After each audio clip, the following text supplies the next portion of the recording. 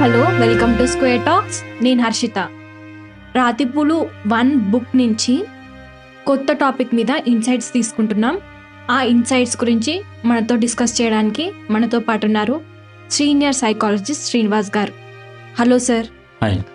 ఇవాళ మరొక టాపిక్ మీద మన ఇన్సైట్స్ డిస్కస్ చేసుకుంటున్నాం. ఆ టాపిక్ ఏంటి సార్? యాక్చువల్గా ఇంతకుముందు టాపిక్ మనం మరణం అనేది చేసాం. చేసాం. సో ఇక్కడ సెకండ్ పాయింట్లో మనకి సార్ ఆర్టికల్ పేరేం పెట్టారంటే హరితృష్ణ భర్తతో ఎందుకు గొడవ పడింది అనే క్వశ్చన్ మార్క్ టైటిల్ పెట్టారు. ఇది జనరల్గా భార్యాభర్తలకు సంబంధించినటువంటి ఒక వ్యవహారం అనమాట, ఫ్యామిలీ. సో దీని మీద మనం డిస్కస్ చేద్దాం. Right sir. ఓకే. జనరల్లీ హరితృష్ణ అంటే మామూలుగా మనకి జంట అని అనుకుంటాం. యాక్చువల్గా ఇక్కడ ఏంటంటే పేరు మార్చి పెట్టారనమాట. హరితృష్ణ అంటే షీఈ్ లేడీ యాక్చువల్గా. సో తన భర్తతో తను ఎందుకు గొడవ పడింది అనేది ఇక్కడ మనం తెలుసుకోవాల్సిన విషయం అనమాట. సో ఇక్కడ ఏం జరిగిందంటే హరితృష్ణ అనేటటువంటి ఒక లేడీ యాక్చువల్గా తన భర్తతో ఫస్ట్లో బాగానే ఉండేది యాక్చువల్గా. సో ఏం జరిగిందో తెలియదు. కొన్ని రోజుల తర్వాత భర్తకి విపరీతమైన కోపము, ఫ్రస్ట్రేట్ అయిపోవటం, ఇరిటేట్ అయిపోవటం, నాట్ ఓన్లీ దట్ తనని కొట్టడం, అంటే ఫిజికల్గా భౌతికంగా దాడి చేయటం అనేది జరిగింది. సో ఇలా జరిగిన తర్వాత ఆమె సహించుకుంటుంది భార్య. కానీ పరిస్థితులు చూస్తే రాను రాను మళ్ళీ కోపం, కొన్ని రోజులు 10 రోజుల దాకా అలా అయిపోవటం, మళ్ళీ కొన్ని రోజులు బాగానే ఉంటాం, మళ్ళీ కొన్ని రోజులు కోపం ఇలా రావటం, ఇలా కొట్టడం, ఇలా రిపీటేషన్ అయ్యేటప్పటికి ఎవరికైనా బాధగా ఉంటుంది కదా, ఏ భార్యకైనా ఏంటి అసలు ఈ ప్రాబ్లం ఏంటి అని చెప్పి. సో ఈ ప్రాబ్లం ఏంటి అని ఎవరు డిసైడ్ చేయాలి? జనరల్లీ ఆ కోపం ఎందుకు వస్తుంది ఏంటి అనేది ఆ శాస్త్రానికి సంబంధించిన నిపుణులు ఎవరైతే ఉంటారో వాళ్ళు డిసైడ్ చేయాలి. సో ఇక్కడ అలా జరగలేదనమాట. యాక్చువల్గా మనకి ఈ సైకాలజిస్టులు లేకపోతే కొంతమంది లైఫ్ కోచెస్ ఒక పాయింట్ చెప్తుంటారు. అదేంటంటే అందరికీ 4G కావాలి అని చెప్పి. 4G అంటే ఏంటంటే 4 గురువులు యాక్చువల్గా. ఎవరంటే హెల్త్ గురువు ఒకళ్ళు ఉండాలి మనకి, వెల్త్ అంటే ఫైనాన్షియల్ గురువు ఒకళ్ళు ఉండాలి, కెరియర్ గురువు ఒకళ్ళు ఉండాలి, అండ్ మైండ్ సెట్ అంటే సైకలాజికల్ గురువు, ఓకే, ఆర్ స్పిరిచువల్ గురువు. ఓకే, ఈ 4 గురువుస్ ప్రతి వ్యక్తికి కంపల్సరీ అనేది ఒకటి చెప్తూ ఉంటారు యాక్చువల్గా. సో ఇప్పుడు ఏదైనా మామూలు ప్రాబ్లం అయితే కనుక ఎవరో ఒకళ్ళని, చుట్టాలను, లేకపోతే పెద్దోళ్ళను, లేకపోతే అమ్మమ్మనో, తాతయ్యనో, మామయ్యనో, బాబాయ్నో అడగచ్చు. కానీ ఇక్కడ ఏంటంటే ఇతనికి ఎందుకు వస్తుందో కోపం అనేది యాక్చువల్గా తెలియట్లేదు. సో ఆ టైంలో ఏమేం చేసిందంటే ఇప్పుడు ఈ స్టోరీలో మనకి ఏం గుర్తు తెచ్చుకోవచ్చు అంటే మనుషుల్లో 2 రకాలు ఉంటారు. ఒకళ్ళు ఏంటంటే ట్రబుల్ మేకర్స్, ఇంకొకళ్ళు ట్రబుల్ షూటర్స్. ఓకే, అంటే ప్రాబ్లమ్ని క్రియేట్ చేసేవాళ్ళు. రెండవ వాళ్ళు ఏంటంటే ప్రాబ్లమ్ని సాల్వ్ చేసేవాళ్ళు.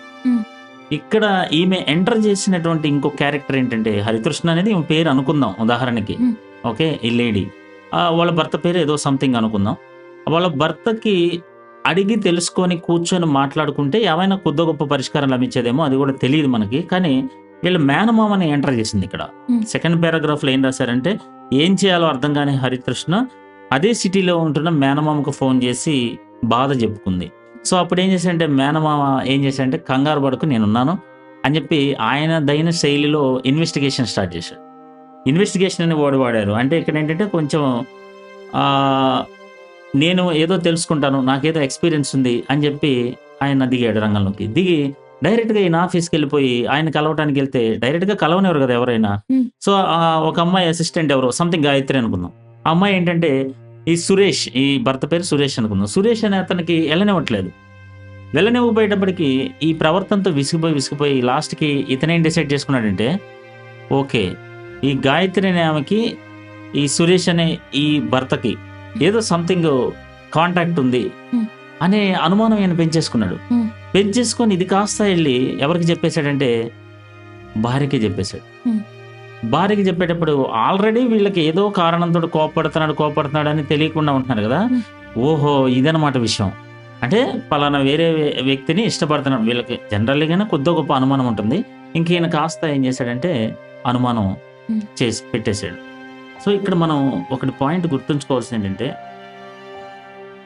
భార్యాభర్తలకి మధ్యలో ఒక 4 సపోర్ట్స్ అవసరం. Emotional support, intellectual support, physical support, financial support. Hmm. ఈ 4 యాక్చువల్‌గా సైకాలజిస్టులు ఫస్ట్ భార్యాభర్తలు కపుల్స్ కౌన్సిలింగ్ ఇచ్చేటప్పుడు ఈ 4 ఏ స్థాయిలో ఉన్నాయనేది చూస్తారు. ఇక్కడ చూస్తే వీళ్ళిద్దరికి కనుక చూసుకుంటే మనకి ఇంటలెక్చువల్ సపోర్ట్ అంటే ఏంటంటే భార్యకి లేదా భర్తకి కొన్ని విషయాలు తెలియపోయినవి ఉంటాయి. ఇప్పుడు భార్యకి ఒక భాష రాదు, లేకపోతే ఎలా మాట్లాడాలో తెలీదు. అప్పుడు భర్త ఏం చేయాలంటే ఇలా మాట్లాడాలి, ఇలా భాష ఉంటుంది, లేకపోతే డ్రైవింగ్ తెలియదు, డ్రైవింగ్ ఇలా నేర్చుకోవాలి, లేకపోతే తనంత నాలెడ్జ్ లేకపోవచ్చు. అప్పుడు ఏంటంటే తనకి స్కిల్స్ నేర్పటము, నాలెడ్జ్ నేర్పటము, తెలియని విషయాలు కొంచెం ఓర్పుగా నేర్పుగా చెప్పుకోవటం అనేది ఇంటలెక్చువల్ సపోర్ట్. ఈ ఇంటలెక్చువల్ సపోర్ట్ భార్యాభర్తలకు ఎంతవరకు ఉంది అనేది చాలా అవసరం ఫస్ట్. రెండోది ఎమోషనల్ సపోర్ట్. ఎమోషనల్ సపోర్ట్ అంటే భార్య చాలా కష్టంలో ఉన్నప్పుడు, ఏదో చెప్పుకోలేని బాధతో ఇబ్బంది పడుతున్నప్పుడు, తను ఎవరితో షేర్ చేసుకోవాలి తెలియక ఏదో మూలన కొంచెం డల్గా ఉంటున్నప్పుడు తనని అడగటం, తనని కొంచెం ఓదార్చడం, తనకి ఏదైనా కన్నీళ్ళు గారినప్పుడు కాస్త కన్నీళ్ళు తుడిచి తనని కొంచెం హృదయం టు హృదయం, హార్ట్ టు హార్ట్ టచింగ్ అనేది, ఎమోషనల్ బాండింగ్ అనేది ఎంతవరకు ఉందనేది భార్యాభర్తలకి చాలా అవసరం. అండ్ ఇంకోటి ఏం చెప్పానంటే ఫినాన్షియల్ సపోర్ట్. ఫినాన్షియల్ సపోర్ట్ అంటే ఆమెకు కొన్ని కోరికలు ఉంటాయి, ఆమెకు కొన్ని అవసరాలు ఉంటాయి. ప్రతిదానికి వచ్చి 4 రూపాయలు ఇవ్వండి, లేకపోతే 10 రూపాయలు ఇవ్వండి, లేకపోతే 50 రూపాయలు ఇవ్వండి, 100 రూపాయలు ఇవ్వండి, ఒక భిక్షగా గతిలాగా అడుక్కోవాలంటే కష్టంగా ఉంటుంది ఎవరికైనా. సో అలా కాకుండా తనకి ఏం అవసరాలు ఉన్నాయని చెప్పి తనకు కొంత అమౌంట్ ఇచ్చేటటువంటి పరిస్థితుల్లో అది గనక ఉంటే కొంత ఫైనాన్షియల్ సపోర్ట్ అనేది కూడా ఉంటుంది ఇక్కడ. ఓకే, ఇక 4వది ఏంటంటే ఫిజికల్ సపోర్ట్. ఫిజికల్ సపోర్ట్ అంటే నాట్ ఓన్లీ సెక్సువల్ సపోర్ట్, అదొకటి. అది కాకుండా ఇప్పుడు ఆయన అప్పుడప్పుడు కొంచెం భుజం తట్టి నీకు నేను అండగా ఉంటాను, ఆల్వేస్ నేను నీతో ఉంటాను, లేదా హగ్ చేసుకొని, లేకపోతే తనకు తోడున్నానని చెప్పి కొంచెం ధైర్యం చెప్పటం, ఇంతకుముందు చెప్పినట్టుగా కాస్త కన్నీళ్ళు చూడడం, ఇట్లాంటివన్నీ కూడా ఫిజికల్ సపోర్ట్ చాలా చాలా అవసరం. భార్యాభర్తల బాండింగ్కి ఈ 4 సపోర్ట్స్ అవసరం. ఇది intellectual support, emotional support and physical support and financial support. వీటికి తోడుగా కమ్యూనికేషన్ ఎలా ఉంది వీళ్ళిద్దరి మధ్యన అనేది కూడా చాలా ఇంపార్టెంట్. ఇప్పుడు మీకు ఒక విషయం అడుగుతాను. కోపం మీకు వచ్చిందనుకోండి, మీ కోపంలో న్యాయం ఉందని మీకు అనిపిస్తుంది. అవును.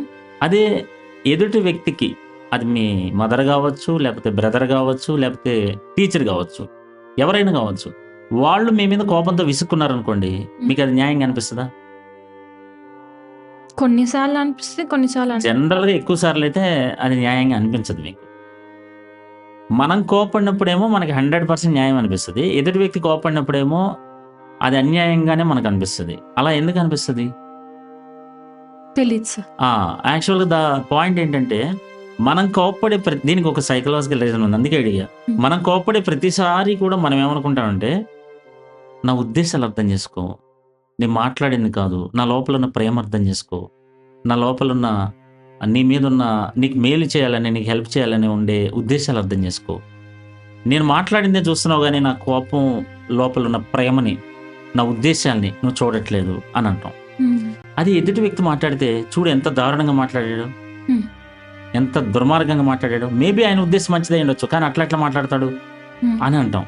అంటే ఎదుటి వ్యక్తి కోపం పడినప్పుడేమో ఆయన ఉద్దేశాలు మనం అర్థం చేసుకోము, మనం కోపడినప్పుడేమో మన ఉద్దేశాలు ఎదుటివాడు అర్థం చేసుకోవాలని అంటాం.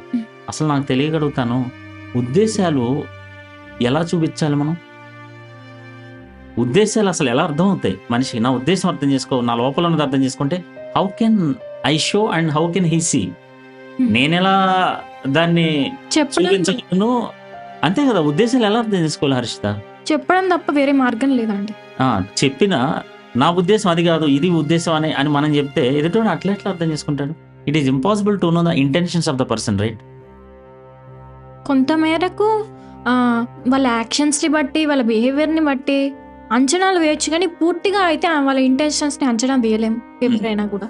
ఓకే, సో ఇప్పుడు నేనేమంటున్నానంటే, ఉద్దేశాల కంటే ఇంపార్టెంట్ చాలా కాంటెక్స్ట్లలో మన కమ్యూనికేషన్. ఓకే, ఇక్కడ ఈమె భర్తకి ఎందుకు కోపం వచ్చిందనేది తెలుసుకోకుండా మేనమామని రంగంలోకి దింపి ఆయనకి ఇష్టం వచ్చినట్టుగా ఏదో ఇన్వెస్టిగేషన్ చేసి లాస్ట్కి ఇంకొక ఆమెతోటి ఈయనకి ఈ మధ్యన ప్రేమతోటి ఇల్లీగల్గా వెళ్ళిపోతున్నాడని చెప్పి అనుమానం రేపి ఆయన వెళ్ళిపోయాడు. సార్ ఇక్కడ చూసుకున్నట్టయితే ఆడపిల్ల అనేది వాళ్ళ ఫ్యామిలీని వదిలిపెట్టి వస్తాడు, కానీ అబ్బాయి పూర్తిగా వదిలిపెట్టి రాడు. అలాంటప్పుడు తనకి ఏదైనా సమస్య ఎదురైనప్పుడు పుట్టింటి వాళ్ళ నుంచి హెల్ప్ తీసుకోవడం జనరల్గా జరుగుతూ ఉంటుంది. ఓకే. మరి దీన్ని ఎలా, ఇది సహజం కదా, వాళ్ళకు సంప్రదించడం నాకు హెల్ప్ చేస్తారు అని. దాన్ని ఎలా మరి తనే చూసుకోవాల్సిన భర్తే కొట్టడం కానీ ఇలా కోప్పడితే తనని కొట్టడం ఏంటి చెప్పొచ్చు కదా నార్మల్గా అని అర్థం చేసుకునే భర్తే కొడుతున్నాడు, ఇంకా తనతో మాట్లాడే నమ్మకం తనకు కలగకపోవచ్చు కదా. అందుకే వాళ్ళ పుట్టింటి వాళ్ళకి వెళ్ళి లేకపోతే తెలిసిన వాళ్ళకి ఫ్రెండ్స్కో ఎవరికో ఇలా జరుగుతుంది అనే విషయం లేకపోతే తన బాధను పంచుకోవడం సహజం కదా. అంటే ఇక్కడ ఇంపార్టెంట్ విషయం ఏంటంటే మనము ట్రబుల్ మేకర్స్మా ట్రబుల్ షూటర్స్మా అనేది ఇక్కడ ఒకసారి గుర్తుంచుకోవాలి. అంటే మనం ప్రాబ్లమ్ని ఇంకా పెద్దదిగా చేస్తున్నామా, ప్రాబ్లమ్ని పరిష్కరించడానికి ఏదైనా చేస్తున్నాం. ఇక్కడ ఈ అమ్మాయికి, ఈ భార్యకి యాక్చువల్గా భర్త ఎందుకు అంత కోపంతో రగిలిపోతున్నాడు కొన్ని రోజులుగా, ఎందుకు అంత భౌతిక దాడికి దిగుతున్నాడు అనే విషయం ఈ అమ్మాయికి తెలియదు. రూట్ కాజ్ ఎనాలిసిస్ అని ఒకటి ఉంటుంది. సో ఆ రూట్ కాజ్ ఎనాలిసిస్ మేనమామ వచ్చి, బయట వ్యక్తి ఎవరో వచ్చి చేయలేడు కదా. ఆయనకి చెప్పుకుంది బాగానే ఉంది, కానీ ఆయన చెప్పింది ఎంతవరకు నిజమనేది ఈమె కూడా పరీక్షించుకోవాలి కదా. ఆ గాయత్రి ఎవరో, ఆ గాయత్రితో రియల్గా ప్రాబ్లం ఉందా అనేది పరిష్కరించుకోకుండా ఇక్కడ ఏం చేసిందంటే నెక్స్ట్ పారాగ్రాఫ్లో ఇక్కడ క్లియర్గా రాశారు, తన పేరెంట్స్ తిరిగి భర్త దగ్గరికి వెళ్ళమని సలహా ఇవ్వడంతో హరికృష్ణకు చిర్రెత్తుకొచ్చింది.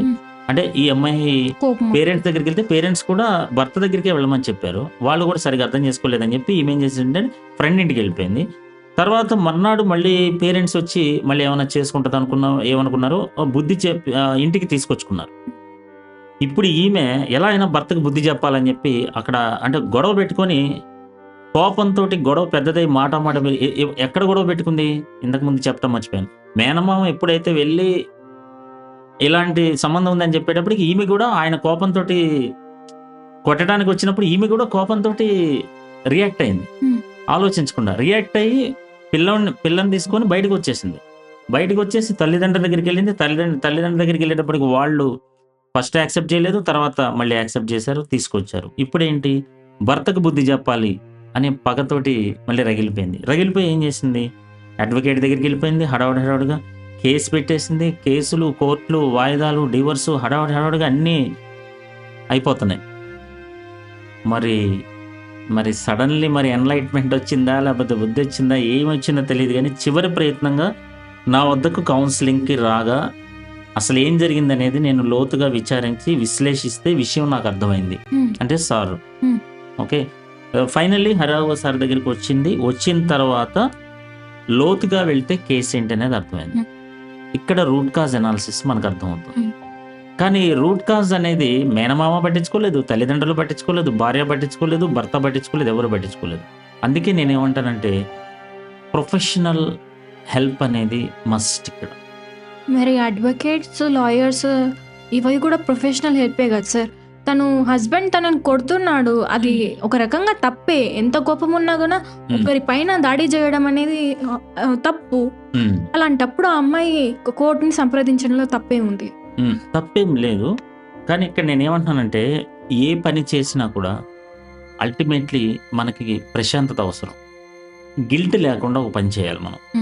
ఒక పని చేసినప్పుడు ఇప్పుడు నాకు తెలిసిన ఒక వ్యక్తి ఉంది, ఆమె హస్బెండ్ ఇంటికి వచ్చాడు, ఈవినింగ్ దాకా తను అంటే నైట్ 8కి అట్లా వచ్చాడు జాబ్ చేసుకొని. వచ్చిన తర్వాత పిల్లల బట్టలు, నా బట్టలు ఉతికావా అని చెప్పి అడిగాడు.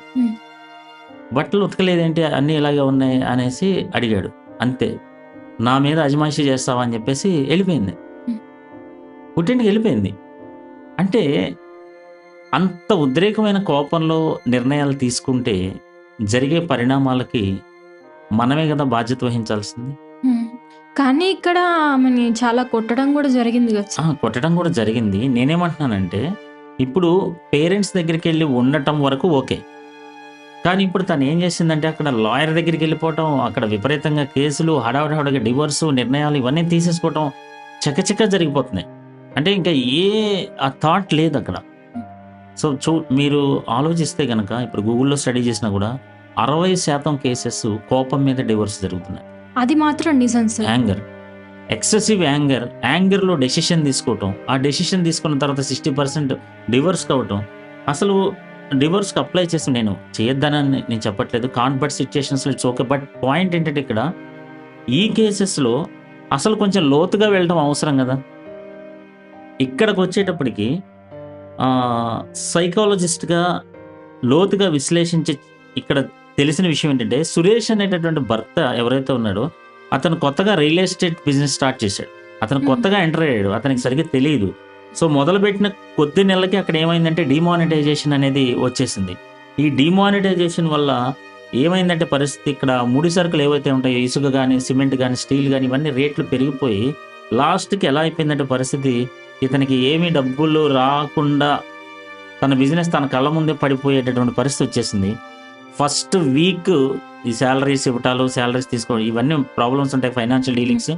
ఈ ఫస్ట్ వీక్ అంతా కూడా ఇతనికి ఈ భయము, ఈ యాంగ్జైటీ, డిప్రెషన్ బాగా పెరిగిపోయి దాంతో ఏం చేయలేక ఆ కోపాన్ని ఇంకెవరి మీద చూపించాలో తెలియక భార్య మీద చూపిస్తున్నాడు. ఇది ఇతని సైడ్ నుంచి రీజన్. ఇదే సందర్భంలో అన్ఫార్చునేట్లీ అని అనకూడదు కానీ, ఇంకా తనకు కూడా నెలసరి పీరియడ్స్ కూడా ఈ వీక్లోనే స్టార్ట్ అవుతున్నాయి. సో ఒకళ్ళకొకళ్ళు ఇంకా నెలసరి పీరియడ్స్ అంటే ఇంకా వాళ్ళకి మూడ్ స్వింగ్స్ అనేది ఉంటాయి. మూడ్ స్వింగ్స్లో కోపం వస్తుంది. అది బయలాజికల్గా ఆ హార్మోన్ ఇంబ్యాలెన్సెస్ వల్ల వాళ్ళకి విపరీతమైన ఇబ్బంది వస్తుంది. ఆ ఇబ్బంది టైంలో తనేం చేసిందంటే, ఈయన అవసరాలు సరిగా పట్టించుకోలేదు, ఈయనకి సరిగా రెస్పెక్ట్ ఇవ్వలేదు. ఇప్పుడు వైఫ్ అండ్ హస్బెండ్కి కోపం రావడానికి ఒక ప్రధాన రీజన్ ఏంటంటే, నాకు రెస్పెక్ట్ ఇవ్వట్లేదు, నా అవసరాలు పట్టించుకోవట్లేదు అనేది మేల్కి బాగా యాంగర్ వస్తుంది. ఫీమేల్కి ఏంటంటే బాధ్యత తీసుకోవట్లేదు, ఇంట్లో సరైన బాధ్యత పోషించట్లేదు, లేకపోతే టైం స్పెండ్ చేయట్లేదు, ఇటువంటి వాటికి వస్తుంది. సో వీళ్ళిద్దరికీ ఈ రకంగా క్లాషెస్ వచ్చినాయి. కానీ ఎవరు ఒకళ్ళ ప్రాబ్లం ఒకళ్ళు అర్థం చేసుకోలేదు. ఈమెకి పీరియడ్స్ ఉండడం వల్ల మూడ్ స్వింగ్స్ వచ్చి నా అవసరాలు సరిగ్గా పట్టించుకోవట్లేదని ఈయన పట్టించుకోలేదు. ఈయనకేమో రియల్ ఎస్టేట్ బిజినెస్లో సరిగ్గా పాపం కలిసి రాక డిమానిటైజేషన్ వల్ల ముడి సరుకులు పెరిగి ఈయనకి ఫినాన్షియల్గా డౌన్ అయిందని ఈమె పట్టించుకోలేదు. At that same time third person enter అయ్యి ఉన్నదాన్ని కాస్త, ఉన్న బలహీనమైన కొద్ది సంబంధాన్ని కాస్త పెట్రోల్ పోసి తగలబెట్టినట్టు ఆయన ఎంటర్ అయ్యి చేసేసాడు. ఏం చేసేసాడంటే ఉన్న కాస్త కాపురం అన్ని కుప్పకూల్చేసాడు యాక్చువల్. సో ఇది యాక్చువల్గా జరుగుతున్నటువంటి పాయింట్ అనమాట. సో కాబట్టి ఏంటంటే, అనుభవం లేనటువంటి ఒక వ్యక్తిని ఎంటర్ చేసి కాపురాల్లో, కుటుంబాల్లో వాళ్ళు సమస్యలకు పరిష్కారం చూపకపోగా వాళ్ళు ఏం చేస్తారంటే సమస్యలు మరింత జటిలం చేసి లాస్ట్కి మంచిగా కలిసి ఉండేటటువంటి సంబంధ బాంధవ్యాలను కూడా వాళ్ళు ఏం చేస్తారంటే నాశనం చేసేస్తారు. సో నేనేమంటున్నానంటే, భార్యాభర్తలుగా ఉన్నప్పుడు గొడవలు అనేది సహజం. ఫెమిలియారిటీ బ్రీడ్స్ కంటెంప్ట్ అంటారు. అంటే ఏంటంటే, రాను రాను క్లోజెస్ట్గా అయిపోతున్నప్పుడు గొడవలు సహజం, రెస్పెక్ట్ లేకుండా మాట్లాడటం సహజం, హర్ట్ చేయటం సహజం, హర్ట్ అవ్వటం సహజం. కానీ ఏంటంటే ఒకళ్ళనొకళ్ళు కొంచెం వాళ్ళ వైపు నుంచి వెళ్ళి అర్థం చేసుకోవటం అనేది ఇక్కడ ఆ ఎంపతి అనేది మిస్ అయిపోతుంది. ఇప్పుడు ఉదాహరణకి నా వైఫ్ ఉంటే, నా వైఫ్కి ఏ బటన్ నొక్కితే నేను యాంగర్ అవుతానని తనకు బాగా తెలుసు. నాకు కూడా ఏ బటన్ నొక్కితే తను ఫ్రస్ట్రేట్ అవుతుంది, ఏ బటన్ నొక్కితే తను స్ట్రెస్ అవుతుంది, ఏ బటన్ నొక్కితే తను డిసప్పాయింట్ అవుతుంది, ఎవ్రీ బటన్ నాకు తెలుసు. అంటే ఎవరికైనా తెలుస్తాయి, ఏ భార్యాభర్తలకైనా తెలుస్తుంది. సో అందుకని వాళ్ళు రెచ్చగొట్టే బటన్ని నొక్కుతారు. ఆ రెచ్చగొట్టే బటన్ నొక్కినప్పుడు ఏంటంటే మనం ఆటోమేటిక్గా స్విచ్ చేస్తే ఫ్యాన్ ఎట్లా తిరిగిద్దో అట్లా మనం రెచ్చిపోతాం యాక్చువల్గా. ఎప్పుడైనా గుర్తుపెట్టుకోండి, దూరంగా ఉన్న బండి యాక్సిడెంట్ చేయదు, దగ్గరగా ఉన్న బండి యాక్సిడెంట్ చేస్తుంది. ఎక్కడో పాలస్తీనాలోనో ఇజ్రాయెల్లోనో వెళ్ళే బండి మనకొచ్చి తగులుకొని యాక్సిడెంట్ చేయదు కదండి. అట్లానే ఇంట్లో వాళ్ళు ఎవరైతే ఉంటారో వాళ్ళే చాలాసార్లు హర్ట్ చేసేటటువంటి అవకాశాలు ఉంటాయి. కానీ వాళ్ళు ఎందుకు హర్ట్ చేస్తున్నారు, దాని వెనకాల ఉన్నటువంటి మూల కారణం ఏంటి అనేది తెలుసుకోకుండా మూడో వ్యక్తిని ఎంటర్ చేసి అశాస్త్రీయ పద్ధతిలో పరిష్కారాలు చెప్పేటటువంటి స్వామీజీలు, గురూజీలు, జ్యోతిష్కులు, న్యూమరాలజిస్టులు, రకరకాల వ్యక్తుల దగ్గరికి వెళ్ళి ఇప్పుడున్న యంగర్ జనరేషన్ కానీ లేకపోతే వీళ్ళందరూ కూడా వెళ్ళి అక్కడ అశాస్త్రీయ పద్ధతిలో పరిష్కారానికి వెతుక్కుంటున్నారు. కానీ సైకాలజిస్ట్ దగ్గరికి రావడానికి చాలా భయపడుతున్నారు అనేది ఇక్కడ కన్క్లూజన్ పాయింట్ని రాశారు. ఈ స్థితి నుంచి బయటపడాలి. అంటే సైంటిఫిక్ మెథడ్స్లో మీరు పరిష్కారాన్ని ఎత్తుకోవాలి, అంతేగాని అన్సైంటిఫిక్ మెథడ్స్లో మీరు ట్రై చేస్తే సైంటిఫిక్ మెథడ్స్లో ట్రై చేస్తే రాంగ్ రిజల్ట్స్ వస్తాయి, తప్పుదారి పట్టేస్తాయి. ఇప్పుడు చూసారుగా హరితృష్ణ అనే ఆమె లైఫ్కి భర్తతోటి మంచిగా ఉండాల్సిన దాన్ని అన్సైంటిఫిక్ మెథడ్లో ఎవరెవరో ఇన్వెస్టిగేషన్ చేసి ఏదేదో జరిగిపోయి లాస్ట్లో ఫైనల్లో ఇంకా అయిపోతుంది, డివోర్స్ అయిపోతుందనే సందర్భంలో సైకాలజిస్ట్ దగ్గరికి వచ్చి, ప్రొఫెషనల్ సైకాలజిస్ట్ దగ్గరికి వచ్చి సంప్రదించారు. అంటే ప్రతి సైకాలజిస్టు గొప్ప ప్రొఫెషనల్ అని మనం చెప్పలేము ఇక్కడ. ఒక మంచి క్వాలిఫైడ్ అంటే, మళ్ళీ క్వాలిఫైడ్ అంటే ఈ సర్టిఫికెట్లు క్వాలిఫైడ్లు ఇవి వస్తున్నారు కాదు. ఎదుటి వ్యక్తిని క్లియర్గా అండర్స్టాండ్ చేసుకొని రూట్ కాజ్ వివరించగలిగే సైకాలజిస్టులు, ఈవెన్ దో క్వాలిఫికేషన్స్ ఉన్నోళ్ళు, డాక్టరేట్లు ఉన్నోళ్ళు కూడా ఈ మధ్యన అంత క్లియర్గా చేయలేకపోతున్నారు. సో ఒక మంచి సైకాలజిస్ట్ వెతుక్కోవటం కూడా అంత సులభం అయితే కాదు యాక్చువల్గా. But we need to try అనమాట. మనకి పరిష్కారం అయితే దొరుకుతుంది. ఇంతకుముందు మన ఛానల్లో చెప్పిన ఎగ్జాంపులే నేను ఒకసారి మళ్ళీ ఇక్కడ కరెక్ట్గా కాంటెక్స్ట్ బాగుంటుంది కాబట్టి చెప్తున్నాను. అదేంటంటే, ఒక అతను ఫెయిల్ అయ్యాడు పరీక్షల్లో. అతను ఒక స్వామీజీ దగ్గర, ఒక సైకాలజిస్ట్ దగ్గరికి వెళ్ళాడు. సైకాలజిస్ట్ దగ్గరికి వెళ్ళినంత సైకాలజిస్ట్ ఏమన్నాడు, జనరల్లీ నువ్వు పెట్టాల్సిన ఎఫర్ట్స్ పెట్టలేదు, పెట్టవలసినంత ఎఫర్ట్స్ పెట్టుంటే నీకు మార్క్స్ బాగా వచ్చేవి అని చెప్తాడు. అది నచ్చిద్దా? జనరల్లీ నచ్చదు. ఆటోమేటిక్గా స్వామీజీ దగ్గరికి వెళ్తాడు. స్వామీజీ దగ్గరికి వెళ్తే నీకు ఏలినాటి శని ఉంది కాబట్టి ఇది కట్టుకో అని ఒక యంత్రమో తంత్రమో ఇచ్చి పంపుతాడు. అప్పుడు అది నచ్చి దానికి ఒక 1000 రూపాయలు 2000 రూపాయలు ఒక జూవెల్లో ఒక ఉంగరమో ఏదో తీసుకొని దానికి 2000 5000 కట్టేసి వస్తాడు, సాటిస్ఫై అవుతాడు. సో అంటే ఏంటంటే, మనిషి తన తప్పు ఉందని చెప్తే తను యాక్సెప్ట్ చేయట్లేదు. ఎక్కడో వేరేదేదో సంబంధం లేని దాంట్లో తప్పు ఉందని చెప్తే మాత్రం అంగీకరిస్తున్నాడు. అందుకే అన్సైంటిఫిక్ మెథడ్ని ఎక్కువ నమ్ముతున్నాడు, సైంటిఫిక్ అప్రోచ్లోకి రావట్లేదు. అది ఈ చాప్టర్ యొక్క. సార్ మరి ఎందుకు సార్ ఇలా? నార్మల్గా మనం చూసుకున్నట్లయితే ఏదైనా కుక్క పిల్ల ఉన్నా కానీ ఒక దారిలో వెళ్తే దానికి దెబ్బ తగిలిందనుకో, మళ్ళీ అదే దారిలో వెళ్ళదు. కానీ మనిషి మాత్రం ఒకసారి ఎవరైనా ఏదన్నా అంటే దానికి కౌంటర్ ఎందుకు అవుతున్నాడు, దాని గురించి ఎందుకు ఆలోచించలేకపోతున్నాడు? అంటే మనిషికి కొత్త కొత్త విషయాలు తెలుసుకోవాలనే ఇంట్రెస్ట్ని ఈ రోజున చాలా ఛానల్స్ కానీ డేటా కానీ కంప్లీట్ చేస్తున్నారు. అంటే కొత్త కొత్త విషయాలు తెలుసుకుంటూ జ్ఞానం పరంగా మెదడు ఎదుగుతుంది. కానీ తన లోపం ఏంటని చెప్పే వాళ్ళ దగ్గరికి వచ్చేటప్పటికి తను ఇబ్బంది పడుతున్నాడు యాక్చువల్గా. కానీ కొత్త కొత్త విషయాలు చెప్పే వాళ్ళకి, కొత్త కొత్త విషయాలు వినే వాళ్ళకి యాక్చువల్గా ఆ బాండింగ్ కుదిరితే కుదరచ్చు, కానీ అది పర్సనాలిటీలో, బిహేవియర్లో ఎంతవరకు చేంజ్ తెస్తుంది? చేంజ్ తేదు. తను ఏం చేస్తున్నాడంటే, ఎంతసేపటికి తనకి ఎక్స్క్యూజ్ చేసే రీజన్స్ ఇచ్చే వాళ్ళ దగ్గరికి వెళ్తున్నాడు. కానీ తన మిస్టేక్, తన రూట్ కాజ్ తన దగ్గర మిస్టేక్ ఉందని చెప్పి దానికి చాలా బ్రాడ్ మైండ్ సెట్ కావాలి యాక్చువల్. ఇప్పుడు నా మిస్టేక్ నేను ఒప్పుకోగలను. నాకు నా భార్యకి ఏదైనా క్లాషెస్ జరిగినప్పుడు యాక్చువల్లీ మీ మిస్టేక్ వల్ల మీకు క్లాషెస్ జరుగుతున్నాయి. మీరు మేబీ తనకంటే చాలా క్వాలిఫైడ్ అయి ఉండొచ్చు, తనకంటే చాలా గొప్ప నాలెడ్జ్ అయి ఉండొచ్చు. బట్ ఈ పర్టికులర్ కాంటెక్స్ట్లో యాజ్ ఎ భర్తగా మీ మిస్టేక్ వల్ల ఈ ప్రాబ్లం జరుగుతుందని నాకు ఎవరైనా చెప్తే నేను యాక్సెప్ట్ చేయగలిగానంటే నాకు చాలా బ్రాడ్ మైండ్ సెట్ ఉన్నట్లు లెక్క. యాక్సెప్ట్ చేయలేని వ్యక్తులు ఎక్కువ ఉంటారు కాబట్టి నేరో మైండ్ సెట్ ఉంటుంది. ఆ నేరో మైండ్ సెట్ వల్ల ఏంటంటే వాళ్ళు అన్సైంటిఫిక్ మెథడ్స్కి ఎక్కువ మంది వెళ్తూ ఉంటారు. బట్ దానికి చెప్తున్నాను కదా, చాలా లిబరల్గా యాక్సెప్ట్ చేయటం అయితే కావాలి. అదనమాట. థ్యాంక్ యూ సార్, చక్కగా ఇన్ఫర్మేషన్ చెప్పారు. అయితే ఏ రిలేషన్లో అయినా ఇద్దరు వ్యక్తుల మధ్య మూడో వ్యక్తి వస్తే వాళ్ళు కరెక్ట్గా ఆ ఇద్దరి మధ్య ఏం జరిగిందో తెలియకపోవడం వల్ల ఆ ఇంటర్ఫియరెన్స్ అనేది దూరం ఇద్దరి మధ్య పెంచుతుంది.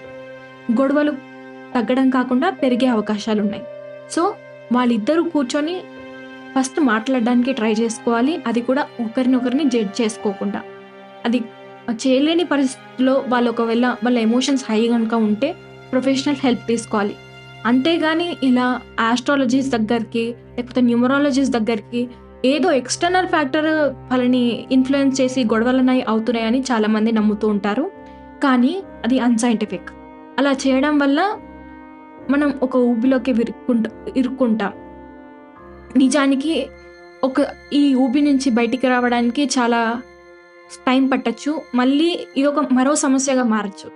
అందుకే ఎప్పుడైనా ప్రొఫెషనల్ హెల్ప్ తీసుకోవాలి, మన లాజిక్ అనేది మనం ఉపయోగించాలి. ఈ టాపిక్ అందరికీ ఉపయోగపడుతుంది అని అనుకుంటూ నెక్స్ట్ వీడియోలో నెక్స్ట్ టాపిక్తో మళ్ళీ కలుద్దాం. Thank you.